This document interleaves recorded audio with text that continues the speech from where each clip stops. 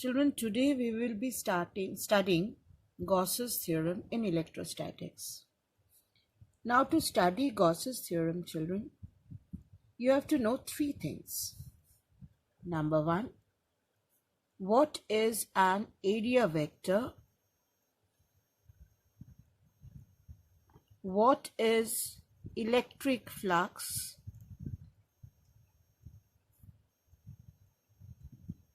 And what is solid angle? Before we start, now children, before we start Gauss's theorem, first let us study what is area vector, what is electric flux, and what is solid angle. Now, what is area vector?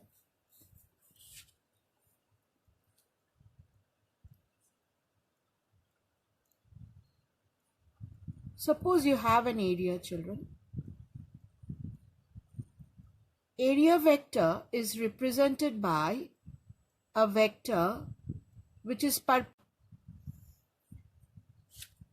perpendicular to that area and represents the magnitude of this area. Now come to this figure. This is an area. This is the area vector. So area vector is always perpendicular to that area and it represents the area. Area vector A is along the outward drawn normal to that area. It is outward drawn normal to the area. The length of the vector, so area vector A is along the outward drawn normal to the area, and the length of the vector represents the magnitude of A. So whenever you have an area vector, children, it will be perpendicular to this area and it will represent the magnitude of this area. Children, next we move on to what is electric flux. 5. Now, if you have an area A, area vector is perpendicular to that area, and you have intensity, say, in this direction. Intensity in this direction. The angle between area vector and intensity is theta. Flux is denoted by E dot A, that is EA cos theta, where theta is the angle between intensity vector and area vector. Next, children, we have to know what is solid angle. Now, derivation of solid angle is not needed. Only you have to know what is a solid angle. Say this is a small area. This is the area vector dA. And I want a solid angle which this area subtends at this point O.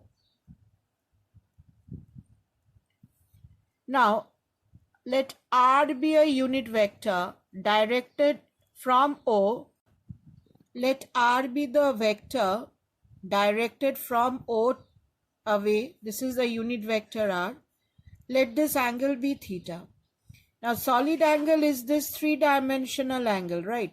It is a three-dimensional angle d omega, which is dA cos theta by, if this distance is r, by r square. Now, if you integrate a solid angle over any closed surface, if you integrate the solid angle over any closed surface, that will give you 4 pi. So when you integrate a solid angle is this three-dimensional angle d omega, whose unit is steradian. It is dA cos theta. Theta is the angle between R and dA. R is from O to area if you go it outward. This is R. So the solid angle is dA cos theta by R square. And the integration of solid angle over any closed surface is 4. Now children, let's start with Gauss's theorem. Now what did Gauss say? Gauss said that if you have a surface and inside the surface say you have Q1, Q2, Q3, outside the surface you have Q4, Q5, then the net flux through this surface is Q1 plus Q2 plus Q3 divided by epsilon naught. Now what is this Q1, Q2, Q3? Q1, Q2, Q3 are the charges within the surface. So Gauss said that the net flux through the Gaussian surface is summation of enclosed charge divided by epsilon naught. Now let us take the simple case of, say, the Gaussian surface is a sphere. The charge is located at the center. So what you have? You have a Gaussian surface which is a sphere, and you have a charge located at the center. If you consider a small area here, dA,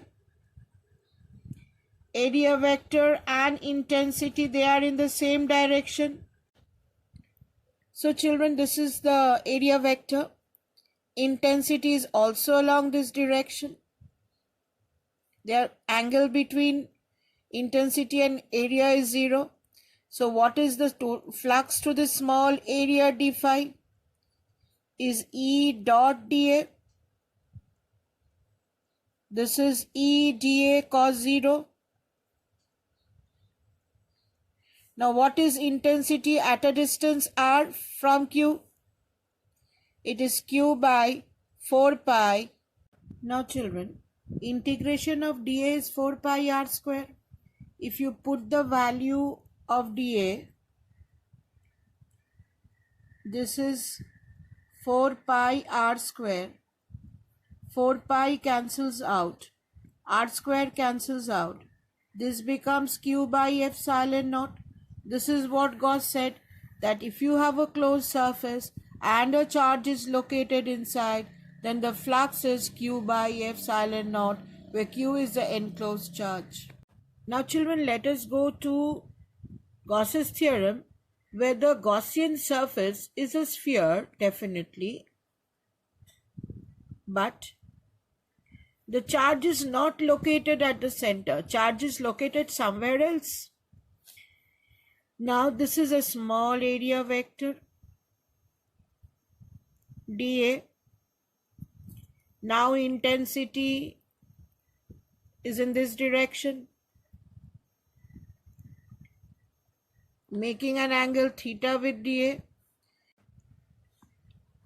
Now children, this distance from the area vector r is different. If this is r, then this will be a different radius. Then this will be a different radius. Okay, so here the problem is the r won't be the same. Now in this small area dA, flux is E dot dA. This is E dA cos theta. Now we assume this d.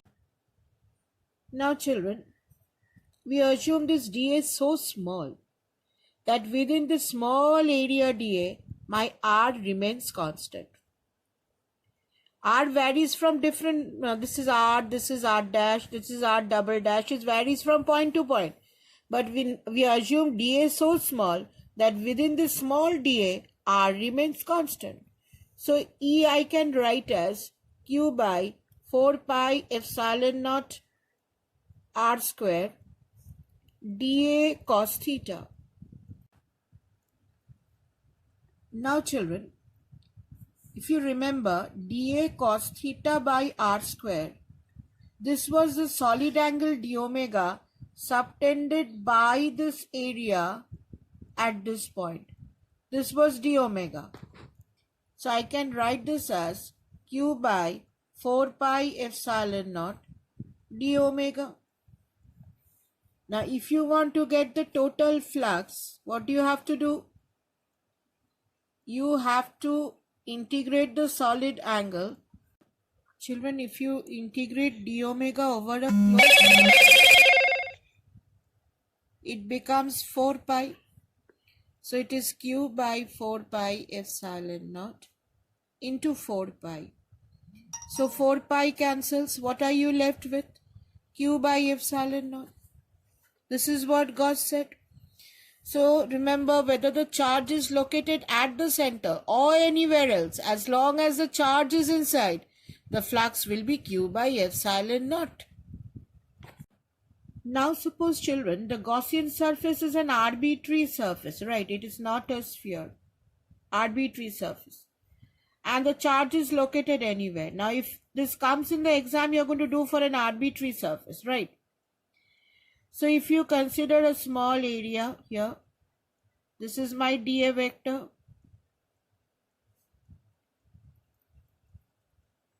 This is intensity E. This angle is theta. The distance is R. Now R varies for point to point. Now R varies from point to point. This is R double dash.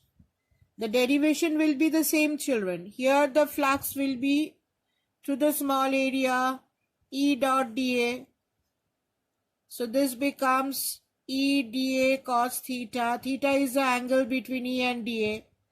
dA is so small, R remains constant. So the value of E is q by 4 pi epsilon naught R square dA cos theta. Now dA cos theta by R square. Now children, dA cos theta by R square is a small solid angle d omega. This was the small solid angle d omega. This derivation is very important.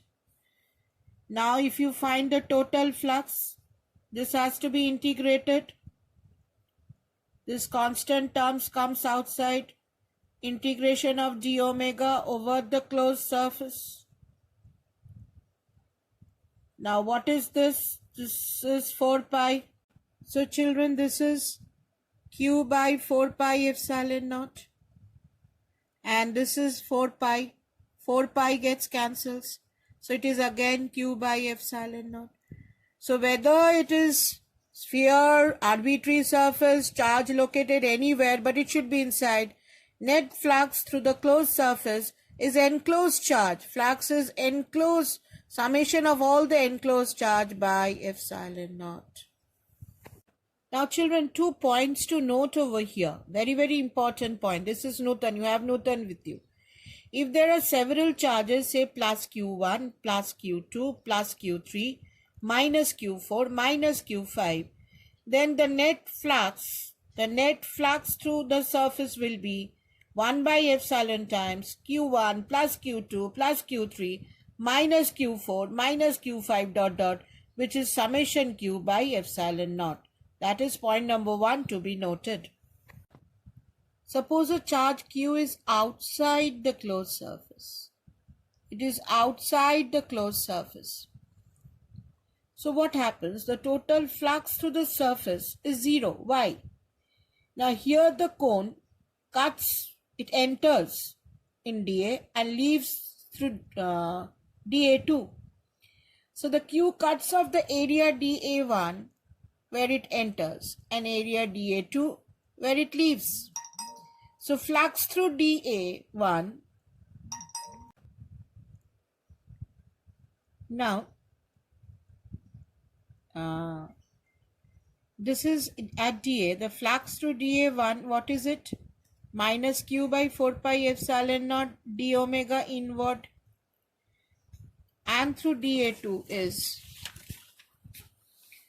plus q by 4 pi epsilon naught outward. So when the two are added, children, it becomes 0.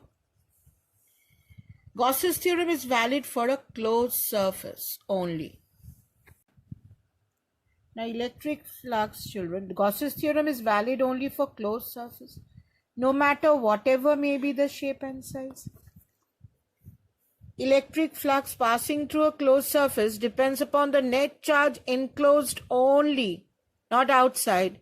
It does not depend on the position of charge wherever it is or the distribution of charge inside. It may be anywhere. Electric flux to a closed surface apart from the net charge enclosed depends upon the dielectric constant K.